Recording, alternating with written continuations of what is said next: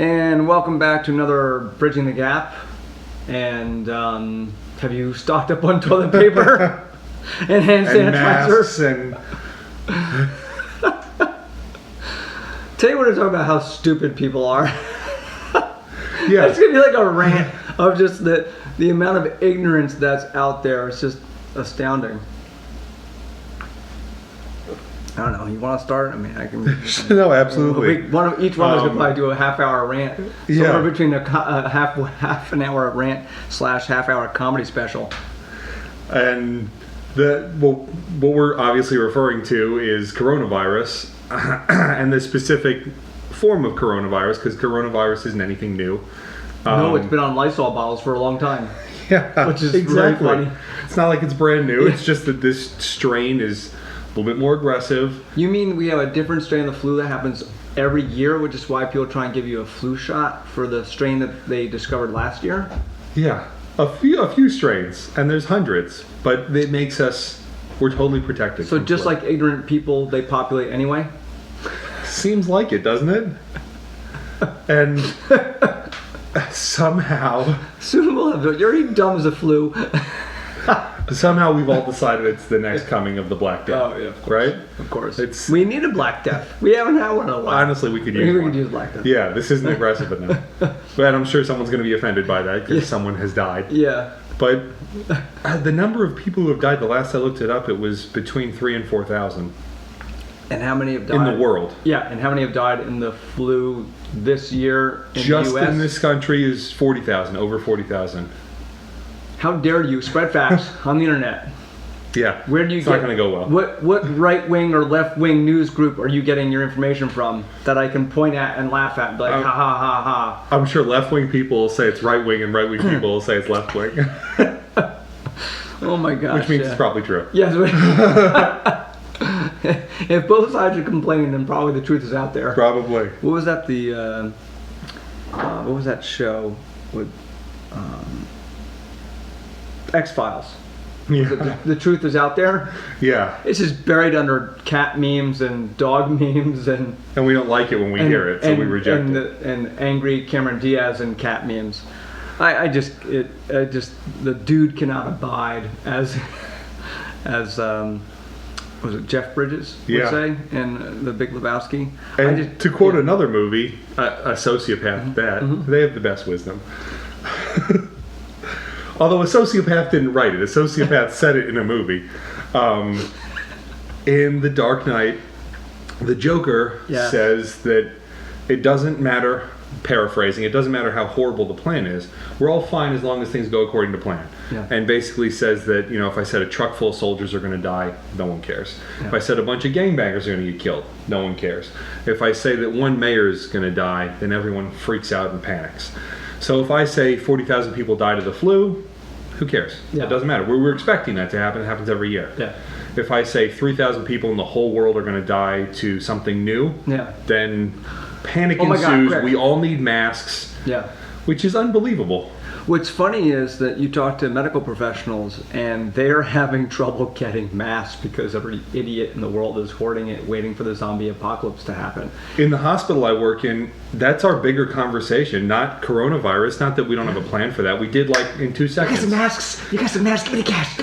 You got some masks. I need some masks. We have to tell people working with residents, be careful how often you use masks because we're going to run out. Oh my God. If we run into this. And then not everyone can use a mask. And then you're going to spread other things. Exactly. Doctors in hospitals are being told, reuse your mask with 5 different patients. Oh my gosh. So we're putting ourselves at more risk because hospitals need it more than anyone, so that Dave can have 100,000 masks in his house to make himself feel safer. Oh my gosh. Can you just it's terrifying. Can you just blast the mask with some infrared lighting in between things? Just hopefully. I don't know. It's just it just goes to show you the state of education, the state of the information age has a complete an experiment has been a complete failure. Our educational system hasn't evolved. The technology has evolved to the point that, as I post on Facebook, all I've seen is that the misinformation machine is the most important thing to engage in the technology.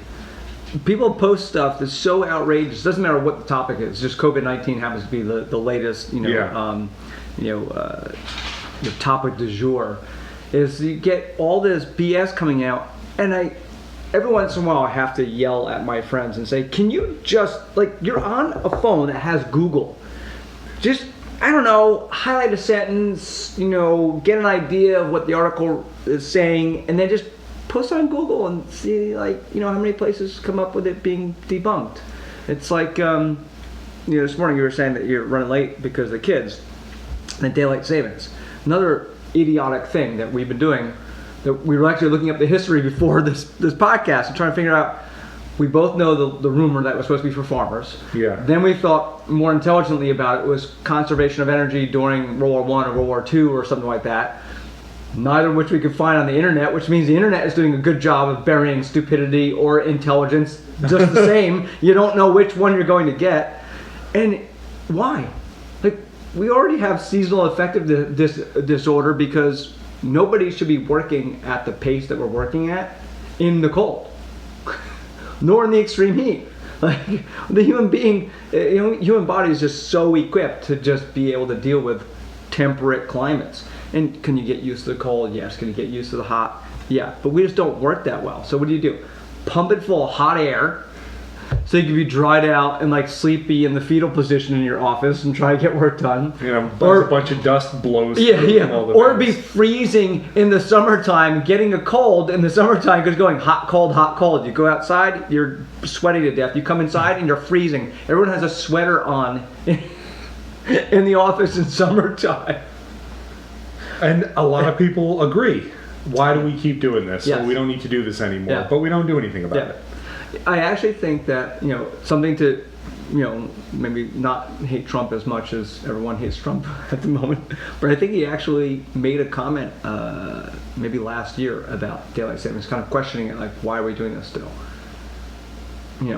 But if you hate Trump, then whatever he says. Yeah, it doesn't matter what he says. It doesn't matter. If you hate Obama, anything he says that's smart isn't good either. So, I'm glad we've gotten so mature over the information age in the last 20 years. Yeah, we can't hear from certain people because we don't like them. We can't have hear conversations. certain information because we don't like it. It doesn't agree with what my news network said or your news network said. And now everyone's like, I knew it. Yeah. They're Republicans. Yes. And then we'll say something next podcast and they'll be like, I knew it. They're Democrats. Yeah. That's the point, by the way. Yeah. I posted one of those Scooby-Doo memes, where they pull the mask off. And they said, what really is a coronavirus? And they pull the mask off and it says media hype. It's basically what it's become. And there was a doctor a few months ago, or a month or so ago, screaming on the news about, like, why are you guys doing this? You're making it worse. Because the real pandemic is panic, not coronavirus. Well, how many people are going to die due to the economic destruction worldwide over the last month because they can't get enough to eat, they can't get enough energy to keep X, Y, and Z going, clean water, whatever it is?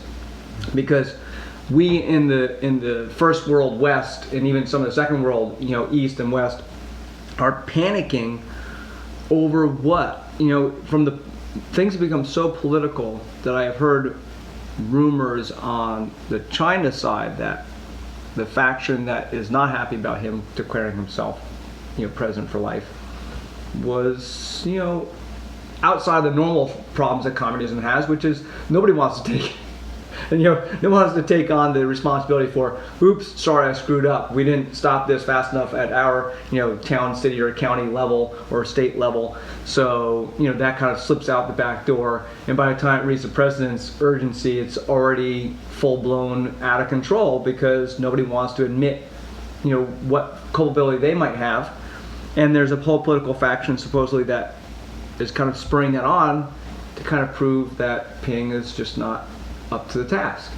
And I'm sure we probably have the same thing going on in here, which is, anything that Trump does is wrong. So, how do we have leadership? How do you have leadership if the whole world, your whole country is directed towards this guy's an idiot all the time? Okay, well, he doesn't do everything. I mean, Ping is a communist, Trump is a Republican. They're completely opposite sides of the scale. They both can't literally have their hand in the pot of everything. Trump isn't making the masks and the test kits, and neither is Ping. leaders are fallible just like everyone else, but there's a whole chain of command that is failing us. More importantly, the population is being failed because of a lack of critical thinking, outside the box thinking, and basically a failed educational system that just creates automatons, which is part of this topic, which is why are we so ignorant? And we usually get uncomfortable when we're afraid.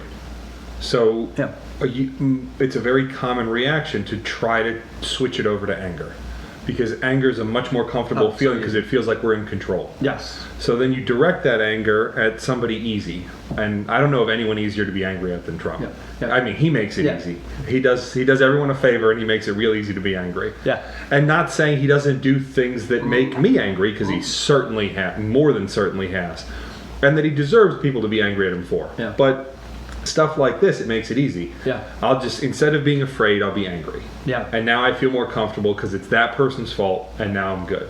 Or this person's fault, or it's the doctor's fault, or it's the Chinese fault. Yeah. And now I feel better because I know who to blame for it. It's like when I get a cold, and then I'm like, okay, someone gave me this cold. I have to trace this back. Why does it matter? Yeah. Is that going to make my cold go away if I figure out who it was and Absolutely. kill them? Is it like being a vampire and then like I heal myself? But a lot of people do that. I need to figure out who to blame for eat their this. heart out with a silver spoon. Yeah. Right. And then I'll feel better because I'll know who to blame for this. Yeah. How? All that mental energy spent on tracing the cold virus. I feel like we could do every podcast just surrounding the external locus of control versus internal locus of control. It's nonstop. Nobody wants to take culpability. You know what I found out when the coronavirus came out? Okay, I should make sure that I keep taking, the formula that my wife gives me. My wife is an herbalist. Or I should take a little bit more of a multivitamin or whatever. Just make sure I wash my hands normally, which I do anyway. In case you're wondering why I'm so anal retentive about the match too. It's just like simple things that I've done prior to the coronavirus. I was just like, okay, just be a little bit more disciplined. Make sure you wash your hands maybe a little bit more. Don't hug and kiss so many babies while you're on your way to your presidential, election, whatever it is. It's just, but we can't. We have to externally firebrand ourselves into some random direction that, like you said, is an easy target. Yeah. So Trump's an easy target, or if you're a xenophobe, and the Chinese or anyone who's an outsider is an easy target. It doesn't matter. And at the end of the day, on the external side is everyone's to blame, because guess what? I'm to blame. Because if I'm not doing my part to toe the line, to say the reality that I say, I try to on Facebook, just not because I need to let everyone know what I think all the time, but when you have crazy pandemics like this, every once in a while I feel like I have to stick my foot out there and trip everybody up a little bit and say, really? Now we're washing our hands. And I'm not the only one doing that either. There's a whole bunch of people who are saying, really? I was washing my hands before it was trending. People go to Costco and freak out and buy toilet paper, and tons of Lysol. Yeah. And you're gonna wrap yourself up in the toilet paper. What about asking, do I really need 100,000 masks? Yes. Or does someone else need it more? Do I want to make sure hospitals have access to it because I don't really need it? Yeah. No, it doesn't matter. No one else matters but me. This is scary. Now I'm angry. Yes. And I'm stocking up on everything. Yes. I don't care how it affects anybody else. But none of this is my fault, though. Yeah. Well, it's somebody's fault because there's no masks left and hospitals need masks. Yeah. So it's someone's fault. Well, and here's the other weird part, and the stupidity isn't just internally located, but it's externally located because everyone else is an individual, which is we have, as a country, for the past 20 or 30 years, have just abdicated environmental and manufacturing responsibility to other countries. And rather than being a leader as a country and saying, hey, over the last 30 years or 40 years, whatever it is since I've been born, how we can be better for the environment, or better business practices, or better manufacturing processes. Let's find a way to increase technology and be more energy efficient or more environmentally friendly with our manufacturing processes. No, what we do is, okay, I know what we can do. Rather than do that, why don't we just abdicate the environmental responsibility and degradation to a third world country? Okay, here you go, China. Produce everything that we want to produce, and because our EPA is so stringent, you could just dump whatever you want to do in your water. We don't even care. We're not going to tell you what to do. Just turn the Yangtze River into a complete wasteland. Whatever it is you want to do, go ahead and do it, because now we've got cheap iPhones, 20, 30 years later, and we claim that we're environmentalists because I have an iPhone. Yet, what did you do to get that iPhone? Oh, I don't want to talk about that. But now I can say I'm green. But now I can say that, Yeah. Because I put all my toxic waste in my neighbor's house. My internal locus of control is I have an iPhone. Yeah. So I'm taking care of the environment. Like the Tesla stuff, it's the same problem. We're strip mining huge swaths of cadmium and other caustic metals and materials to make the most environmentally friendly car. And then we force other car companies to buy their zero emission vehicle credits. And the only reason why Tesla makes money basically is because Ford and other car companies buy the zero emission vehicle credits in order to offset their CAFE standards. And you're like, what? Like, in any other world that you could place the logical little boxes in order, you look at that and like, yeah, that's crap. Yeah. That's just absolute crap. Especially when we have all the technology we need to figure out what I figured out. So much infinitely more green. I'm just a stupid karate teacher, and I can figure this out. It's called the internet, and not for cat videos, and not for spreading disinformation, and not for political backbiting on every friend that says something that might sound like somebody you don't like. Although now we're Democrats. Oh, sorry. Wait, when am I? We were Republicans before, now we're Democrats. Yeah. Now everyone's confused. Damn it. But more disinformation spread on the internet. Not that long ago, there was a company making solar roadways. And the idea was that instead of having asphalt roads, you would have these panels on all the roads that would also have lights on them to show you the line so they don't wear off over time. They could also sense when one was broken, send out a repair crew to pop one out, pop a new one back in. They could heat up to melt ice, to all that kind of stuff. Exactly. And they found that if you did it for the whole country, that it could power the entire country times a factor of, I think it was 3 at the time, it might be more now, 2 or 3, and everyone could have free power. Yeah. Or at least, if we're being greedy, very inexpensive power that's totally clean. And it's like that, it's better roads and free power, or at least very inexpensive power. Why would we not do that? So the only reason why, it's nowhere. Yeah, the only reason why I think, because I remember, because I think it was a, wasn't it based off of a university project? Yeah. Okay, if I remember correctly, one of the big issues was 1, expense, and 2, maintenance. Because one of the things that all the solar power stuff has is that they have to be constantly maintained and cleaned. And so there's so much road debris, that was their sticking point, if I remember correctly. Yeah. Does that sound about right? Yeah. And they wanted to start testing it. They wanted to start doing like parking lots and stuff like that. Which, by the way, that in and of itself, would be easier. All top lots or non-covered lots would be a great way to start those projects out. Definitely. Try it in the university lot. Yeah, and see how it works. See what all the bugs are, and maybe you can't roll it out to the whole country all at once. But if 50 years from now you could have it. Yeah. But you have to start somewhere. If you don't start testing something that doesn't work all that well, you're never going to get something that does work well. Well, the other thing is, again, going back to the education, which we'll probably, eventually maybe rally towards, not that it really matters because it's all underlined in here, is that what works for one state or locality, it doesn't mean it doesn't work if it doesn't work for the entire 50 states.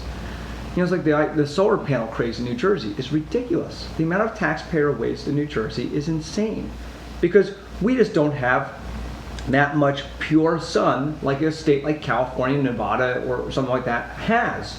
So it just doesn't make any sense, but we spend so much money in New Jersey that we've literally created a problem with our solar panel subsidies in New Jersey to the point that it has caused a issue with JCP&L, which is the major nuclear power plant in New Jersey, that now that we subsidized solar for so many years, guess who we have to subsidize now in New Jersey in order to keep them afloat? Can you guess? JCP&L are the nuclear power plants. I think they have a 10-year, $300 billion subsidy going to JCP&L over the next 10 years because we as a state mismanaged the idea of what solar power is going to actually get for us. And because solar power so what happens is the energy companies have to buy back the solar power energy created during a time when people are not at their homes. Yeah. And it gets pumped back into the system. And then it gets pumped back into the system when nobody needs it. So you're literally causing JCP&L to buy something they don't actually need at the time they're buying it, giving someone a discount, and when they aren't even using it, so they get a cheaper rate, but then you're also bankrupting the actual regulated utility that can only make X percentage points. So now the state is going to take our tax dollars that it took for subsidizing solar to now subsidize solar and nuclear. What? Huh? Exactly. In the highest tax state in the, well, how many top people three. know that though? How many Nobody, people because know that we're they're- subsidizing nuclear now? No. Right? No, because why would you want to talk about that? Yeah. Because nuclear power plants are bad. Except for the fact that France has 70% nuclear power. And they haven't blown up yet. Because we all point to freaking Russia pushing the envelope in Chernobyl 30 years ago. But again, Or Fukushima, because they put it on a fault line. we do stupid things when we get afraid of being Yeah. afraid. We're uncomfortable Yes. being afraid. Nuclear power is scary because Yes. I don't fully understand what's going on in a nuclear power plant. Yeah. I assume they're doing a pretty good job because Yeah. we haven't melted down Yes. yet. Yeah. But so it's scary. I feel uncomfortable being afraid, so I don't like it. Get rid of it. Then I don't have to feel uncomfortable about being afraid anymore. So here's what really ticks me off. And again, when I complain about the educational system, I'm not complaining about teachers. So specifically why I say the system. It's the system that is a problem, not the actual worker bees that are stuck in the system. And the only person who would be offended by that is someone who's not a teacher. Because Yes. anyone who's a teacher, at least Already in knows this problem. state, Yeah. would be Yeah. agreeing with Absolutely. you right now. Absolutely. So one of the things that I find really annoying is that every one of us is a parent or teacher. Our job is to remove ignorance from children's minds so that they can become functioning members of society. If you never helped your child get through the monster under the bed phase of their life, they would just never sleep well, and they would be trash for doing anything because they would never sleep well. And half of America probably doesn't sleep well because whatever other issues that they're dealing with. But the whole idea is that you dispel ignorance. Let's turn the flashlight on. Let's turn the lights on. Let's go look in the closet together. Go get your favorite stuffed animal and your wiffle ball bat, whatever it is, and we'll just beat whatever it is that comes out of the closet that might scare you. Whatever it is, it's to encourage dispelling ignorance. Shedding the light on something is to dispel ignorance. The whole idea of what sunlight is the best disinfectant. What do? We spend most of the time, especially on the internet, trying to obfuscate reality every step of the way, mainly with politics, and actually, hold on, let me reverse that. Mainly with ignorance, secondarily with politics, and tertiarily with complete lack of education. And even in learning how to pay attention to true data, because one of the problems that the information age has created is all these different experts that are now competing for money, and money is not the root of all evil. But the problem is, if you have a direction where money is being funneled, you're going to get more of that thought process. So if everyone's looking at environmental solutions rather than efficiency solutions, then everyone's going to be trying to get grant money for environmental solutions. So what we're doing is, even when we're trying to create a solution, we're putting it in certain parameters that only create a certain direction to the solution. So it's like, we have to save the environment. Well, one of the ways we can save the environment is trying to be more efficient. So rather than coming up with novel ideas that don't work now, or might not work for 10 or 20, 30 years, if I was king of the universe, I'd say, look, we have $1 billion to give out grant money. I would be giving 50% of that grant money to efficiencies, to current technologies. Because that's something we know that works, and we could be more efficient. I give 20% of that to next 1 to 5 year technologies, maybe 25%. I'll make it easy, 25%. And the last 25% I give to technologies that would take 10 to 30 years in advance. Because there's just really, you're really wasting your resources by not focusing on what we currently already have and figuring out how to be more efficient with it, or how to be safer with it, or how to be more environmentally friendly. Because what better way to need less power than to need less power? Yes. Yeah. Yeah. I mean, and again, I'm just a dumb karate teacher, but somehow, I guess my philosophy degree allows me to continue to wade through the BS and say, let's stop talking about right or left or environment or, oil and gas, and let's just look at what is the problem.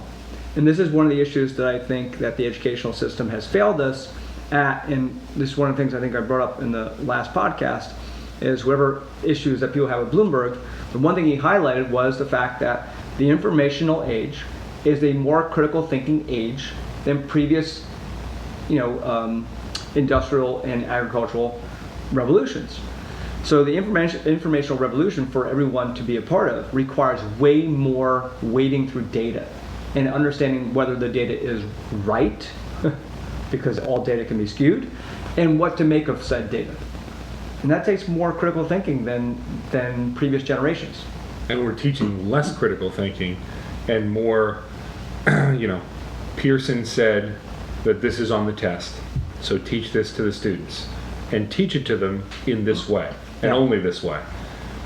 So you're kind of making sure that a portion of the kids who learn the way you're teaching are going to do really well. Yeah. And everybody else who learns in any other way are not going to do well. Yeah.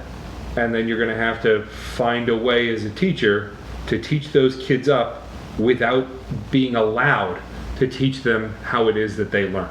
Yeah. Because No Child Left Behind, which they should have called Make Sure Every Child Gets Left Behind. Or most children get left behind. Or just make sure everyone passes. Yeah.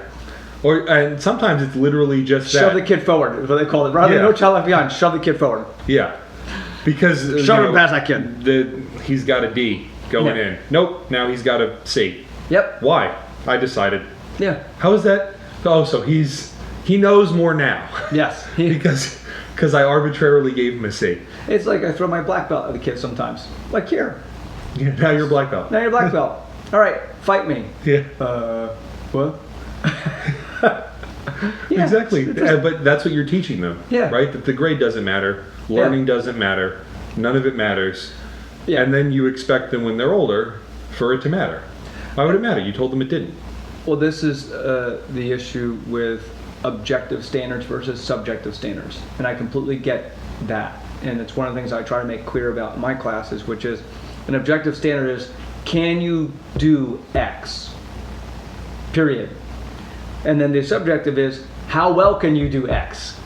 It's like asking a kid 2 + 2, if they're doing this, 1, it's 2, right?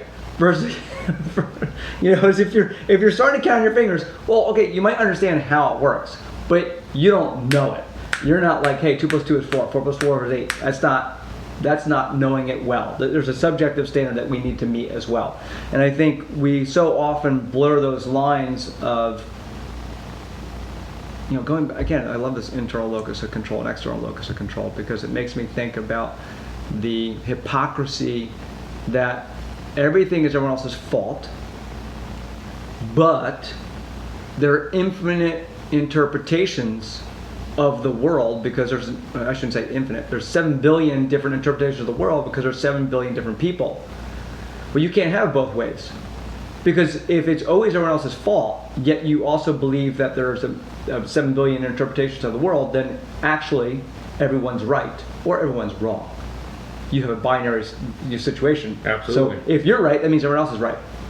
If you're wrong, that means everyone else is wrong. You can't have it both ways. You can't be, oh, I'm the individual who understands it and I've got it right and everyone else is wrong. You can't do that. You can't live in that world, and that's the world we're living in, though, which is really interesting. I just realized how that really is manifesting in our society. I don't know. Absolutely. Take it away. It's just my mind just blew up. We're almost teaching that into kids, that there's a right way to learn. There's learning how to add is not right. Learning how to add the way I'm teaching you how to add is the only way to learn it, and it's right. And it's not a knock against teachers, because a lot of teachers are handcuffed. Yes. The art of teaching used to be, you need to teach addition to this group of kids. They all learn a little differently. You figure it out. Yeah. Make sure they get it at the end of the day. Yeah. And then the teacher would have to figure out, okay, I'm going to teach this, 100 different ways throughout the course of this year to make sure that each of those kids gets math in a different way of learning it, if each of them needs a different way of learning. Yeah. And now it's like, no, never mind. Teach them all this way, exactly how to do it this way, and if they do it a different way, then they're wrong. They can only have to do it this way, which is teaching kids that there's objective truth, that this is the right way to do it, and if you think about it a different way, then you're wrong. Mm-hmm. I'm right, everyone else is wrong. Right? We're teaching them the mentality that's then so destructive. I remember having to write the numbers of a problem and getting points off if you circle the number versus put a period next to the number type of stuff. Now the math, what was interesting is the math was the math. As long as you got the right answer, it didn't really matter. But I remember getting points off if you didn't label the work in the right way, even though another classroom you might circle versus period, or it didn't matter another class. And it just makes me think, that was the picayune stuff when I was a kid. But at least the math was still the math. But it was basically like, this is my own personal little individual way that we express math in this class. And when we have problem number 1, we put a circle around it so I know that 1 is not part of the equation. And in English class, it's 1 period, because I don't want you taking the time to write circles. I want you to work on your letters, whatever it is. But that was the picayune stuff when I was a kid. But no one was ever, no, this is how you have to do math. It's like, if you understand how 1 + 1 is 2 in your head, then I don't care, just get her done. I had one class like that, my algebra class in high school, and we had to do these certain problems a certain way, and it didn't make sense to me.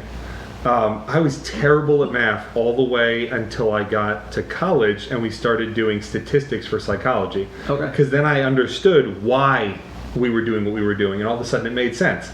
But when someone said, solve for X, and I was like, what's X? And they're like, it doesn't matter. I was like, well, it doesn't make sense to me anymore. And to someone else, it might totally make sense.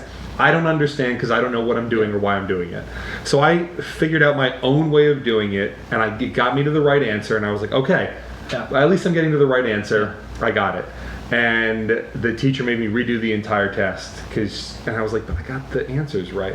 She was like, it doesn't matter. You didn't get them right the way I taught you. This is in college? In high school. Oh, high school. Right. I was like, I don't understand that way. Yeah. She was like, it doesn't matter.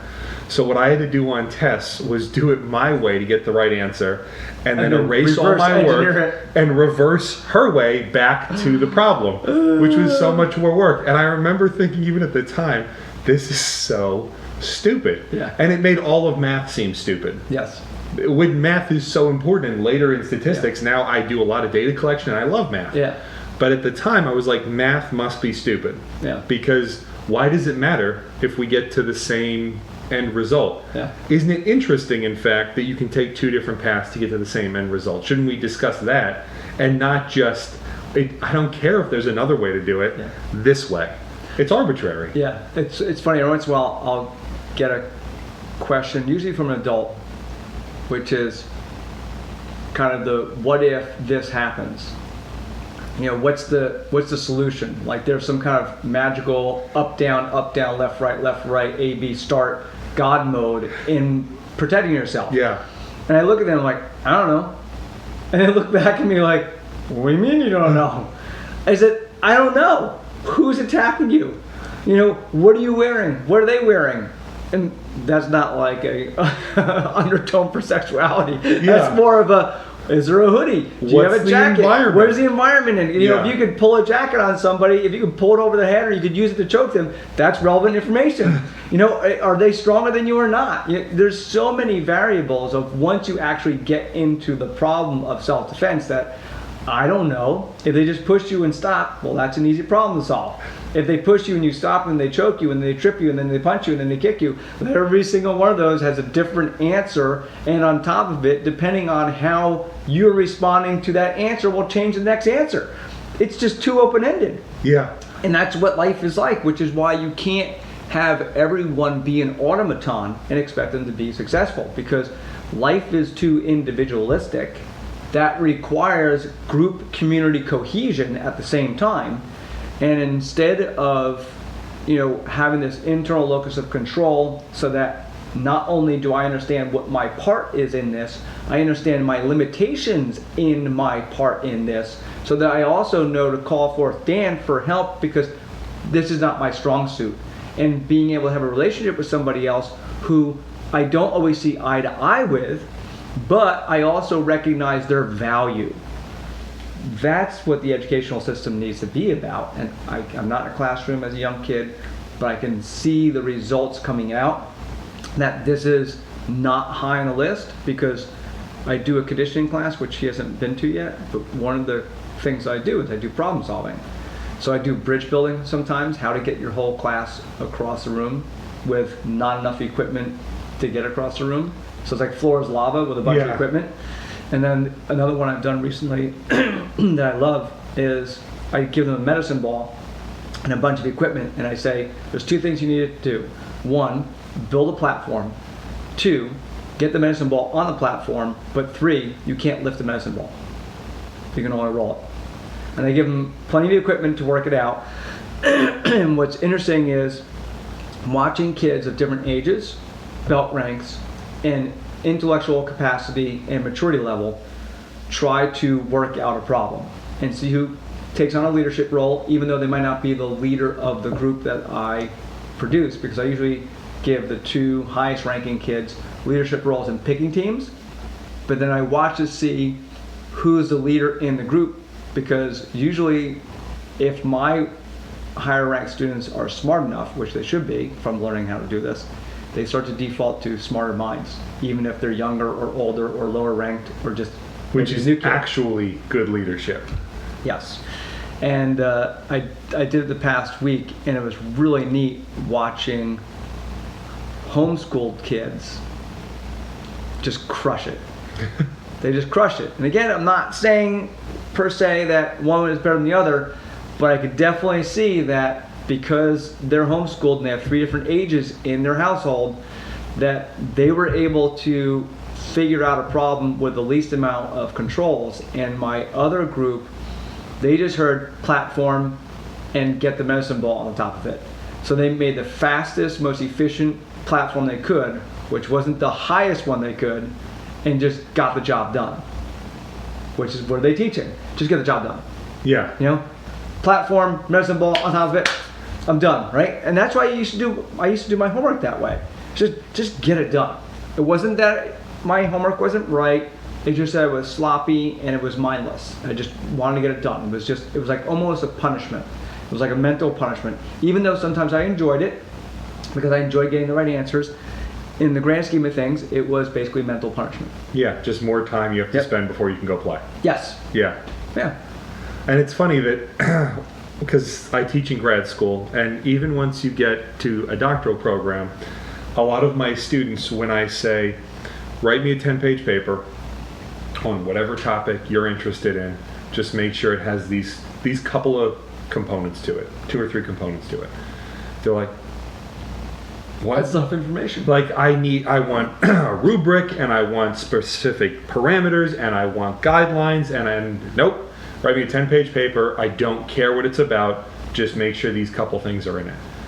And everyone gets super uncomfortable. And it's not their fault. Because in most other classes, and in most of their classes up until grad school, someone told them, here's exactly how I want you to write it. Here's exactly the number of pages you're limited to. Yeah. Here's exactly how I want you to construct it in terms of an argument.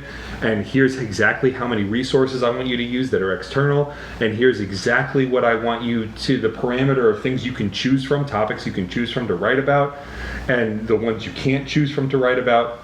And then You don't have to do any thought. You just, and when I was in grad school, that's what most of my papers were those kind of parameters.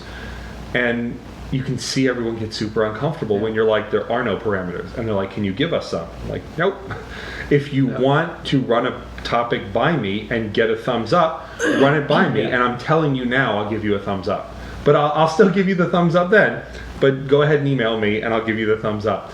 And it's funny because a few of the students were like, I am having trouble coming up with any topic. I'm having anxiety. When it's I can't sleep. So I said, go in the DSM, which is the manual that you use to make diagnoses. And I said, just flip through till you find one you've never heard of and pick that.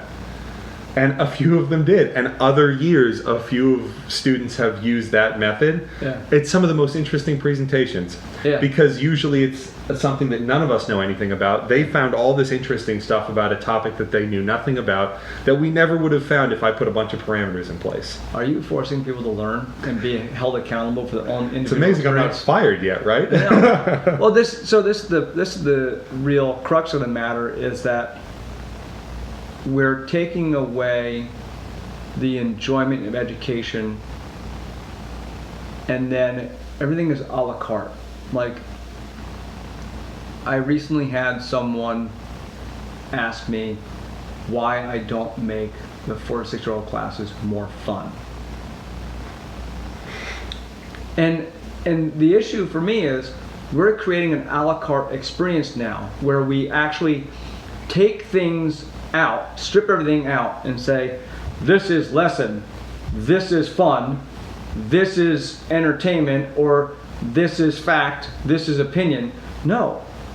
Life is this big ball of all that mixed in like a crummy 4-year-old finger painting with different colors on his fingers. That's what it is. I'm not making it fun. I'm making the act of educating themselves something for them to be responsible for and something for them to find enjoyment in. My job isn't to make it fun. My job is to help teach kids find purpose and enjoyment in educating themselves so that they are insatiable. So that no matter what it is, whether it's trying to figure out other ways that people can hurt them and then figuring ways to stop it, or that enjoyment of the educational process with me ends up causing them to be an astrophysicist because they just want to understand how everything works. I don't care. I don't care what it is. My job is to instill passion for the educational process, not to provide the fun. And I've noticed it's painfully obvious for anyone who watches every single time and really pays attention.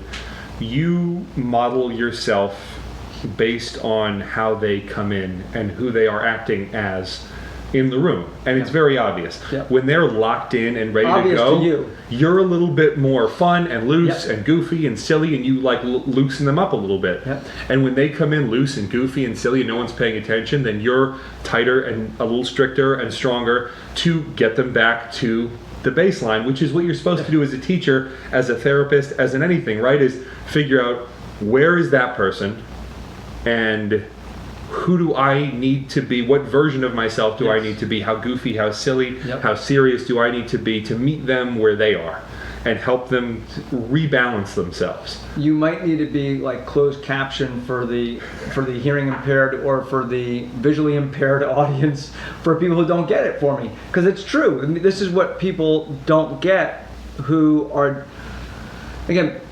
99.9% of our parents get it at the dojo. And basically when they see it, they start to see success and they recognize it. They don't really interfere with the process. It's people who look at their kid and see for some moment they're not having a good time, and they focus on the fact that their kid isn't having a good time rather than the real question is, why isn't their kid having a good time? And what part am I playing it? Like if I'm just getting on your kid over and over again, then you could say, well, why? And then I could give you a why. Well, maybe your kid isn't listening and I'm trying to redirect them towards being disciplined enough to listen. It's why I love the Socratic method, which is holding every kid accountable. Stand up and say something.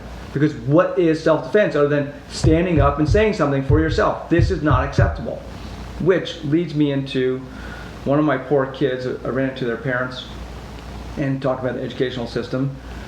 He's 7 years old. He's getting hundreds in his reading and writing and arithmetic stuff.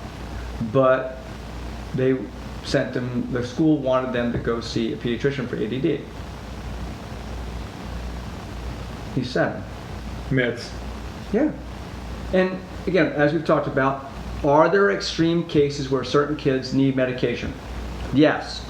I think the majority of kids don't need medication. What they need is consistency. So, I'm talking to this person after they explained to me they had a 2-hour conversation with a pediatrician, and I say, well, did the pediatrician ask what has changed in your child's life? And they're like, what do you mean? I said, I know you guys.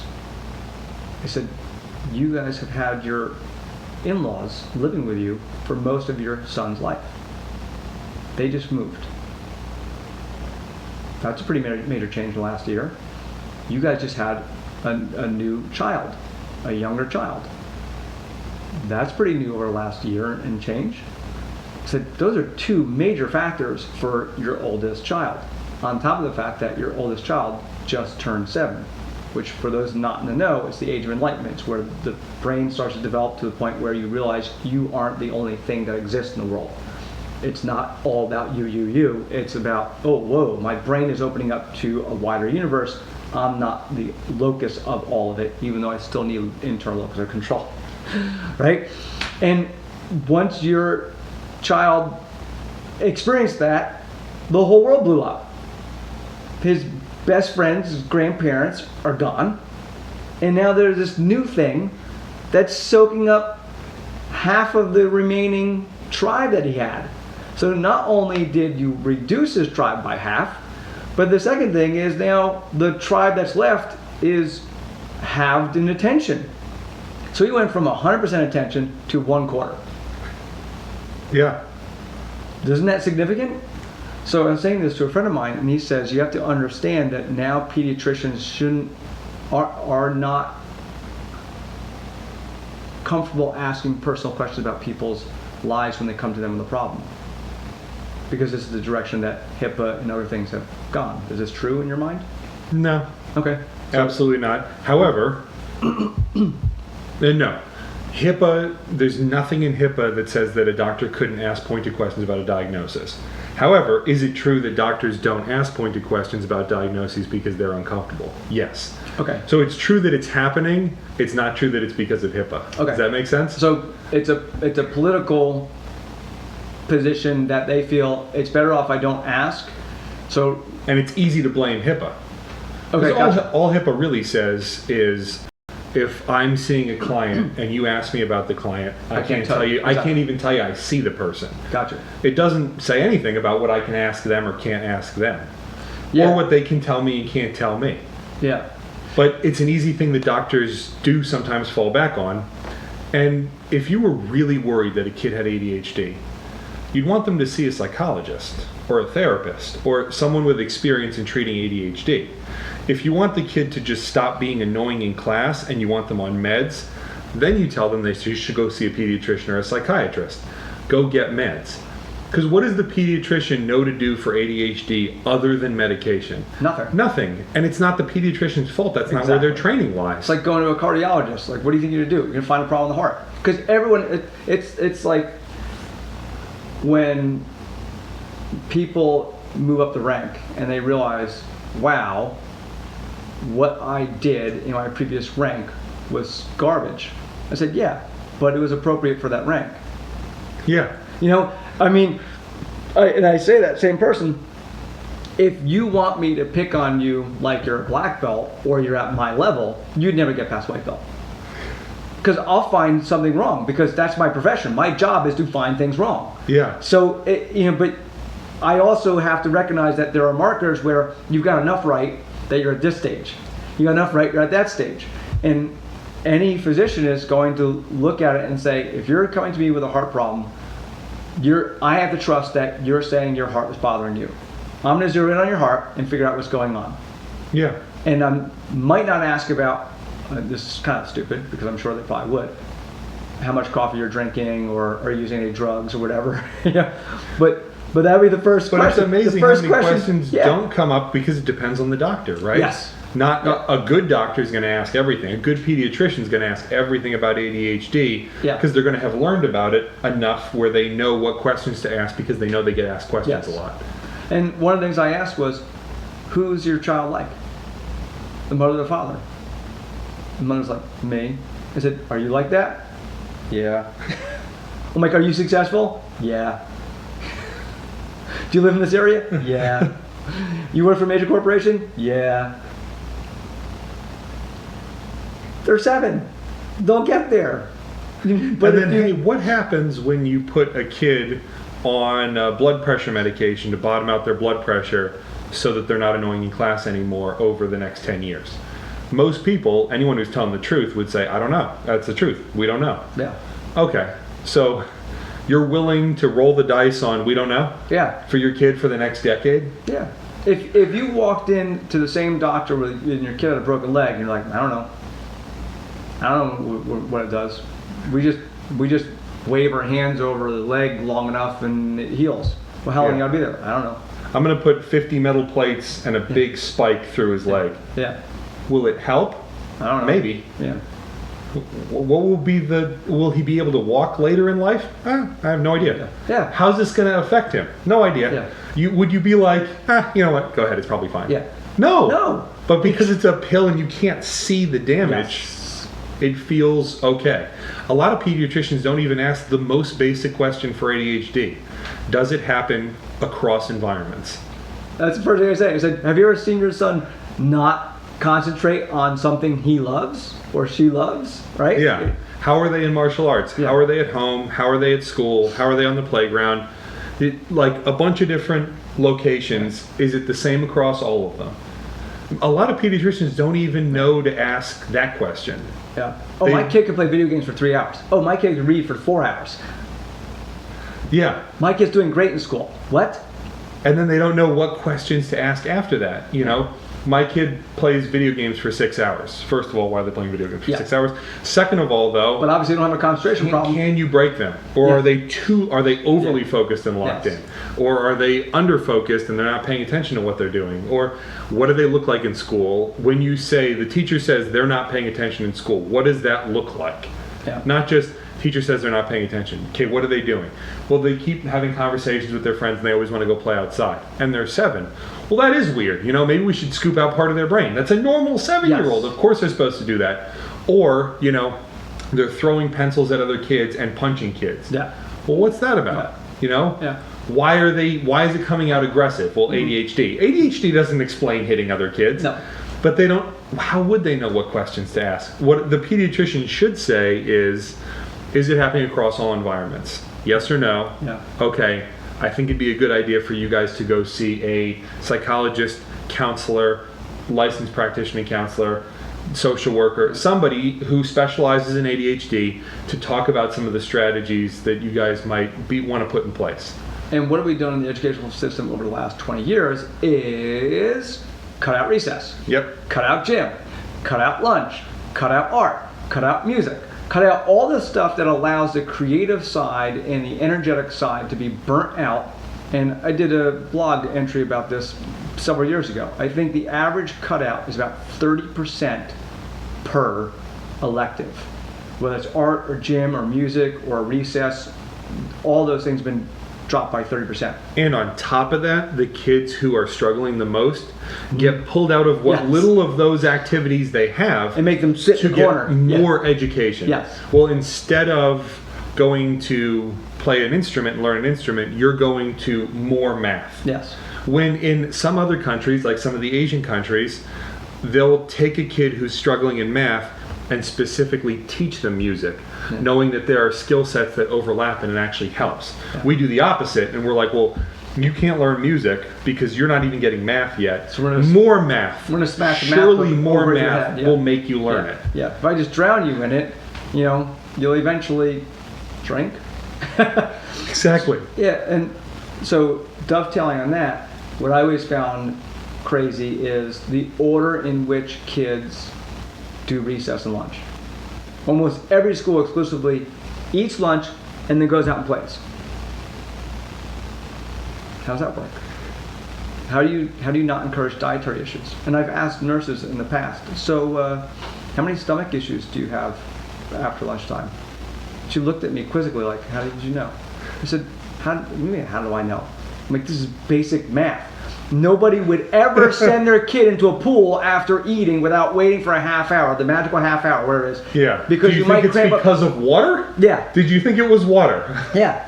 Because they'll cramp up. Or like, now I gotta go to the bathroom, whatever it is. And it's not because they're in water. Yes. That's not the reason why. Yeah, it's not. Was it raining after recess? Level. How about have them run around first, get all the physical and social stuff out, and then return them back to the classroom or the lunchroom and eat, which is also slowing them down, socializing them verbally and mentally rather than physically socializing them, which is decrescendoing them and preparing them back for, a sitting classroom exercise. And a lot of kids don't eat well at lunch because they're all hyper. Absolutely. A lot of classrooms have a tough time keeping all the kids in order while they're supposed to be having lunch because they're all crazy. Yep. Instead of let them burn all that stuff off and then sit down and actually eat because they're hungry now. And they want to come in because they're hungry. Yeah. No, don't all bring logic into the educational system. And that's what drives me nuts. That's such an easy change too. And I bet if every parent who asks their child this one question, who doesn't eat their lunch, why don't you eat your lunch?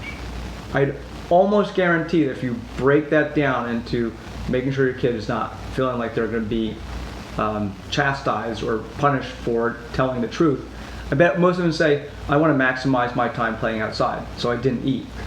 Yeah.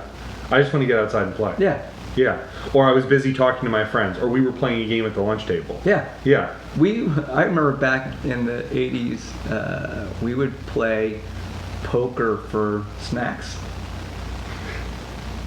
It was awesome. We could I see you one Oreo and 2 pretzels, and people would Chex Mix and potato chips. And of course, I didn't know it then, but this is a great way of learning about time and money management and whatnot through playing poker. But of course, eventually somebody got really upset because their double stuffed Oreos got wiped off the plate because they played a bad hand, and eventually they made us stop playing.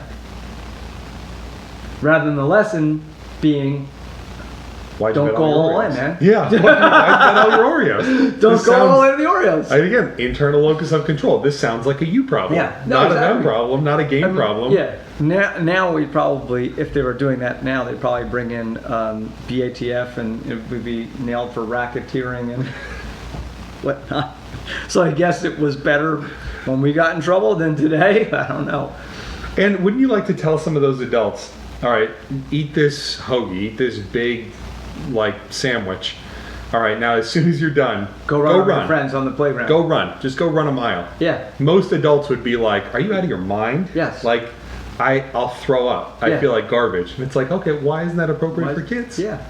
No, and the same thing is, what was a study that came out that sitting in an office for 8 hours a day is equivalent to smoking a pack of cigarettes or something like that. Really? On your body? Oh yeah.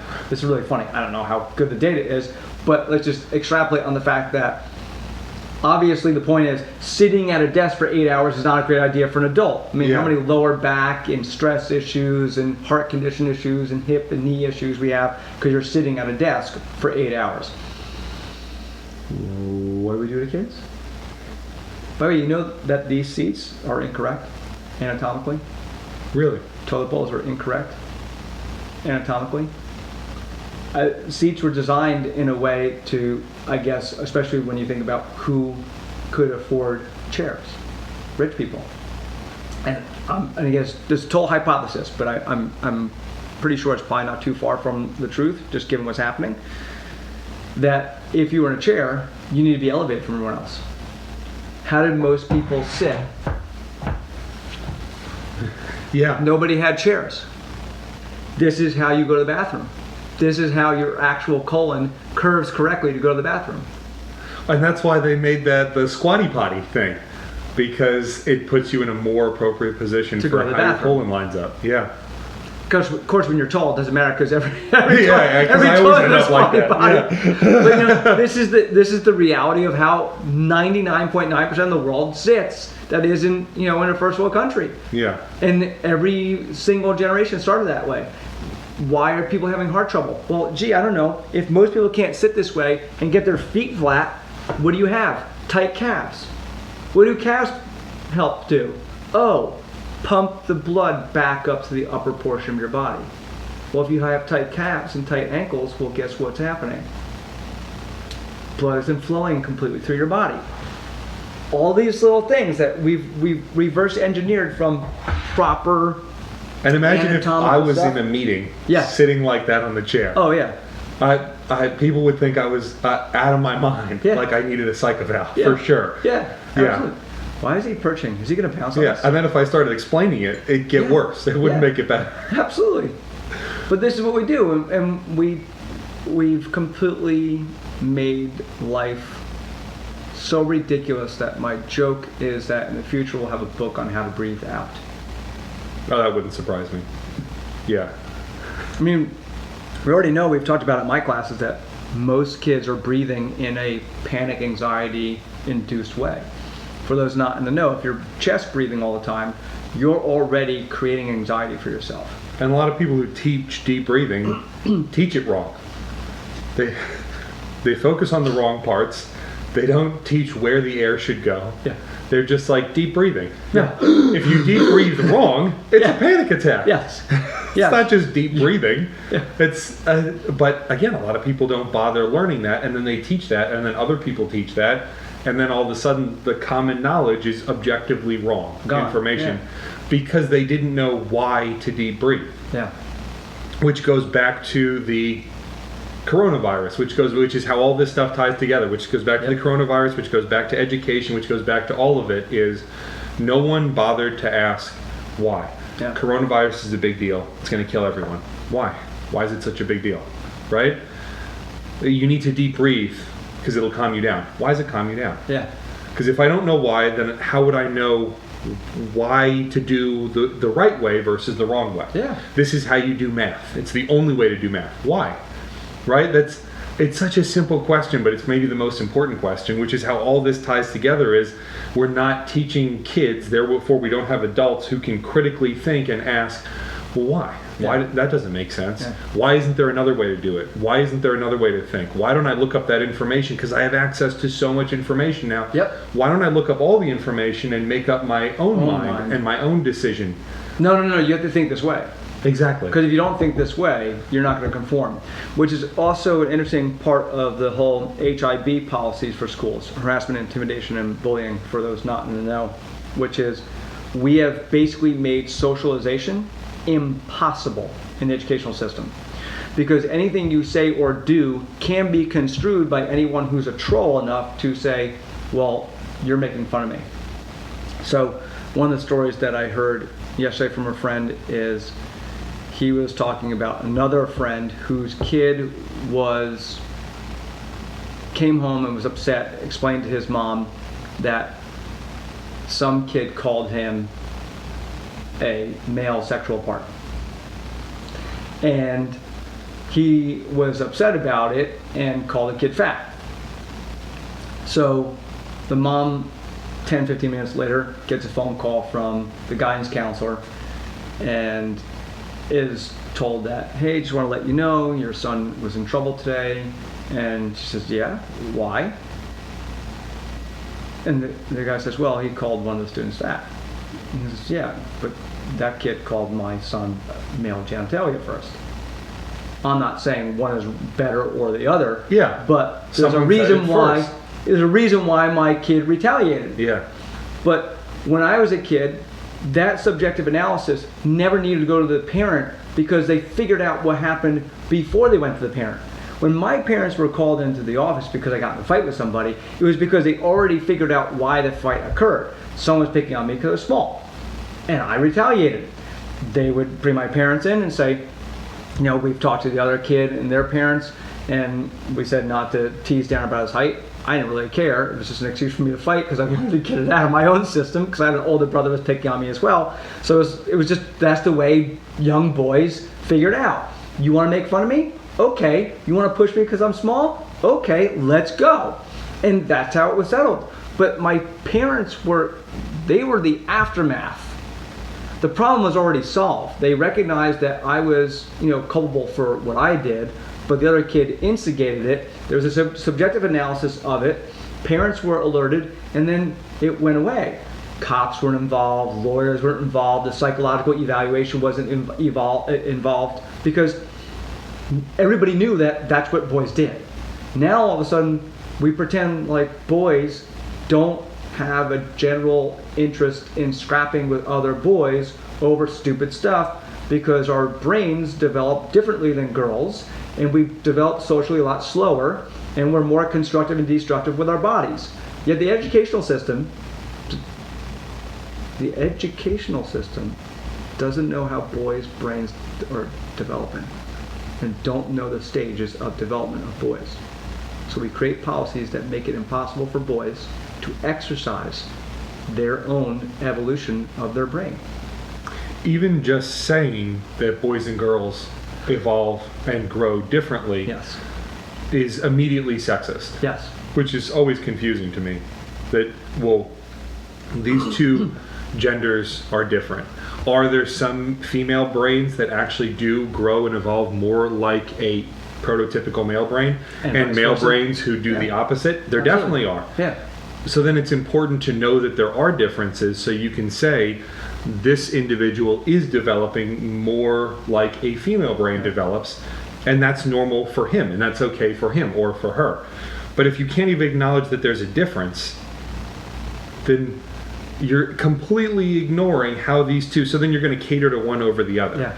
And it's like saying, well, people from this country are different than people from this country. Just culturally, the way they communicate, they're different, you know? Or people from this specific part of this country are different in how they communicate than people in this, but that's racist, that's xenophobic, that's... Go to California. Just saying that there's a difference. Yeah, go to California. It's like, why are people on the East Coast so coveted on the West Coast? Because East Coasters are grinders. You get up and work and you go. West Coasters like, hey, it's nice out. It's always nice out. I'm just a little bit slower and just don't want to get there that fast maybe or whatever. Even in Pennsylvania, I recognize this as a kid growing up. People in Pennsylvania just have a different concept of timeliness because it takes longer to get to places. They don't overbook themselves. It's just a slightly different culture. Maybe that's changed over the last 20 years, but I remember seeing that 20, 30 years ago. And I remember being a kid going down to Louisiana and places in the South. It was staggering how even just going out to get food or order, or everything's slow to me. Yep. It's not slow to any of them. Yeah. It's just paced. To me, it feels like everything takes an eternity, and everyone has so much to say, and it's like, can we just move on and get to the... But when you stop and realize it, it's like, oh, all right, there's benefit to be had here. So going back to the sexist comment, I was talking to a woman who was telling me that she loves male bosses because they are confident and secure in their answers. And that's just so much easier. When she's talking to her female coworkers, there's just a lot of anxiety and indecisiveness. I'm not saying and I said to her, you said it, not me. But this is the issue: is that a man pointing that out is sexist. A female pointing that out is logical. What is it? She's the one who's saying it. Is she more male-brained? So therefore, she's sexist again. If she's more male-brained and doesn't like female bosses, but likes male, why do we have to, but we tell kids not to call each other names, yet all adults do today, or call each other names in order to stop their logical conversation from continuing. And then you can't talk about any of the important stuff, like if you have an office that's only males, it's not going to be as efficient as if you have males and females, because males and females tend to think differently and actually work pretty well together when they're willing to see the advantages of having the other. Absolutely. If you tell me that males and females are the same, there is no difference. well then why should I value specifically having females in the office Yeah. or people with a more female brain in the office? Why does it matter? We're all the same. Well, it matters because it's not fair. Of course it's fair because we're all the same. It doesn't matter. Well, then the logic just flips on itself versus females and males are very different in terms of how their brains work. Again, some females more male, some males more female. Having that mix and that combination is incredibly important because they work well together and we fit well together. You have a problem that's like X, Y, and Z needs to happen. You just have to get from here to here as fast as possible. That's more of a male brain type thinking versus you have to blow this whole thing up and think way outside of the box and get 10 different ways to get to this location. That's more in how a female brain thinks because there's a lot of cross communication between the lobes. If you have both, you can do both. If you have one, you can do one, and you can't do both. Yeah. Well, this is one of the conundrums too about what you're saying, which is the second and third order effects of pretending like men and women are the same. If men and women are the same, yet women are the childbearing sex of society, why would anyone ever hire a woman then? Yeah. If their brains weren't different. Because why would I take the risk of hiring a woman who might leave on a maternity leave for 3 months to a year when I can just hire all men? Who won't? Yeah, who will never go on maternity leave Yeah. and who will work longer hours and will sacrifice their time and their family to be there for longer hours and go travel and all that type of stuff. So you can't have internal locus control and external locus control being the problem. And then someone would say, well, that person's being sexist and they're hiring. Yes. Okay, so males and females are different and therefore both valuable. Now you're being sexist because we're different. Different doesn't mean worse. Different just means different. Different means valuable. If you're not different from anyone else in the place you work, then you're not valuable. You're replaceable. Bingo. Because you're just another cog in the gear system, gears of the whole employment industry. So this brings me back to, and I can't remember if we talked about this earlier, but one of my friend's wives, not from America, is in one of those top 100 Fortune companies, and she's great at her job, specifically in finance, which is typically a male-dominated field. She's so good at her job that now she's in the C class, so she's a CFO, and the problem that she has with this is because she's a rare female example of a CFO, all they do is waste her time sending her to what she sees as sexist parades, which is, we need you to go to this because we want a woman representing us here. We want you to go to that because we want a woman representing here. So she says, now, where I was confident doing my job, now I feel less confident about doing my job and more confident that I was hired for this position because I'm a female and I'm a good forward-facing person to show the whole world that this company has a female CFO. So she goes, now I spend more time basically being paraded for my sex versus my work. And she goes, now I'm frustrated. So there you have it.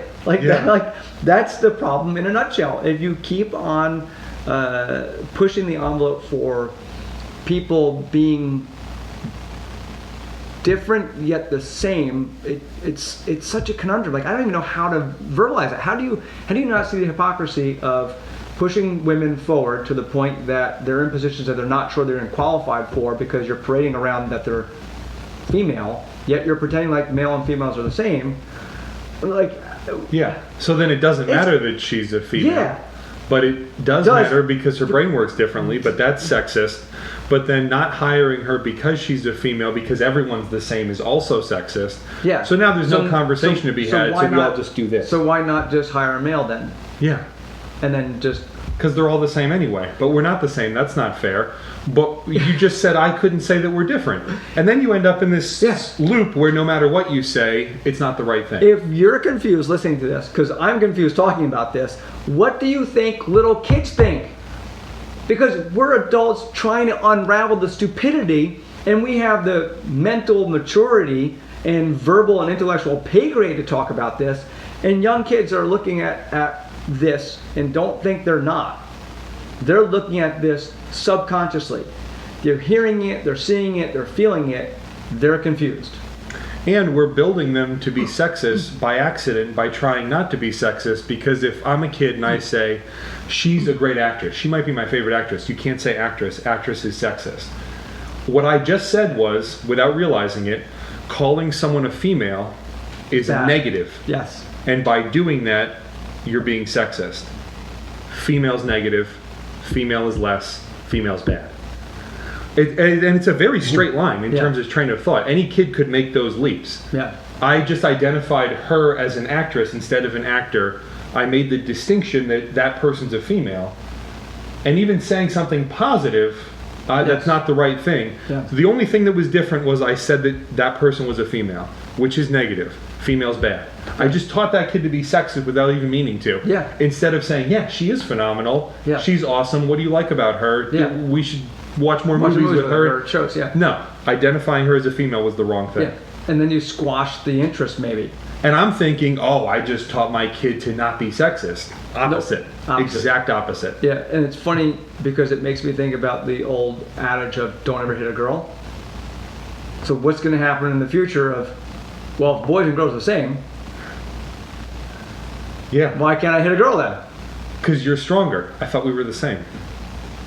Yeah, so right? So now what happens when we start changing the language to the point that we start enforcing genderless language in Romance languages?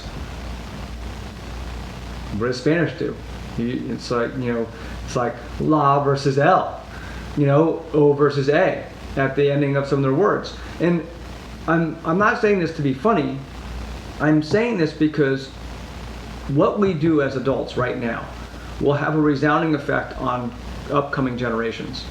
And I think there's been too much flippant, well, we'll just do X and that will solve Y through Z.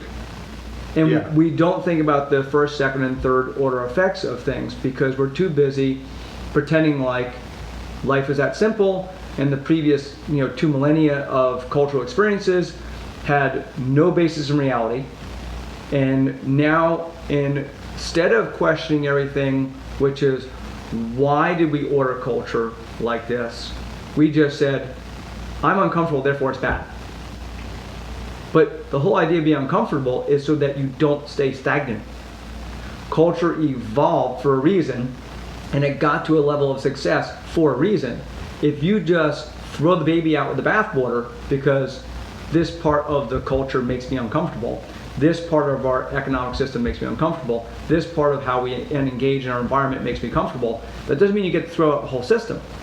Evaluate the system, yes, but we're not doing that with the educational system. No, in any way, shape, or form. No. And if you don't adhere to the way the educational system works, shut up and drug you. And what would you rather your daughter heard, right? Males and females are the same. There's no difference. No one's any different from anybody else. Everyone's the same. Yeah. Or males and females are different. Both are incredibly important and should be valued for their differences and aware of the weaknesses that might come with it. Or if your brain aligns more with the other gender, then that is also fine and will come with its own weaknesses. Yeah. So therefore, every unique individual person with their differences should be valued because they're different, not in spite of being different. Yeah. We wouldn't rather that the child heard that. I would love to hear someone counterpoint me on that statement. Well, why that would be destructive. What's interesting is part of the goal for education, I think, is to get kids to be exposed to enough subject matters that they understand how the world works.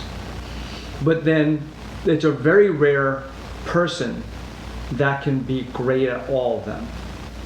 So going back to one of our previous podcasts with the maxim of jack of all trades, master of none, better to be familiar with all than just one, is that at some point that foundational understanding of topics will launch somebody into a particular direction.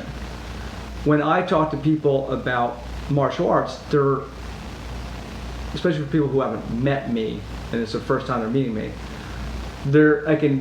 sometimes they've literally said, wow, you really have a pretty deep pool of knowledge. And because that's my interest, is that conflict exists everywhere. If I just focus on teaching conflict on the physical platform, then I would just be creating a whole bunch of bullies or paladins going out stopping bullies. That's not my goal. My goal is to teach a broad understanding of conflict and how conflict is a part of our daily life and how to manage it in a less stressful, less anxiety producing, and more successful way, because most things don't rise to the level of violence. Most things rise to the level of critical thinking and problem solving and thinking outside the box. And I don't care who you are, male or female, that's my goal. Smart or dumb, that's my goal. We can't do that. No. Because everyone's the same? No, everyone's different. Both at the same time? I do think you just packaged it all together perfectly into, it's all critical thinking. Yeah. I mean, that's the whole conversation today. The Zen koan is that everyone's the same, not. Thank you, Borat. Yes. Everyone's the same, pause, not. I don't know. Did we get there? I think so. I feel like we got someplace. Yeah, I think you packaged that perfectly. I'm short, so when I give you a high five, don't go too high. High five. And another one in the box.